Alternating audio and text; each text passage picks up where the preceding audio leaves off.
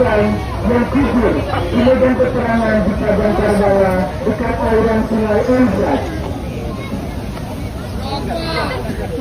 Prosesi Manjatana dilakukan oleh seorang sawah berasal dari turunan generasi rumah Kabi Sidarang yang biasa disebut Pil Kabi. Prosesi Manjatana dilakukan dengan cara mengulang, mengambil beberapa bunga tanah, kemudian disimpan dalam bilangan berbungkus kain putih. Tanah liang yang nantinya akan dibawa jarak bulan disimpan di dalam tempat yang berdekatan dengan tempat pembuatan kabel Sidarang. Jaraga disimbolkan sebagai tempat peristirahatan atau makan. Bukan isi baginda Sallallahu Alaihi Wasallam.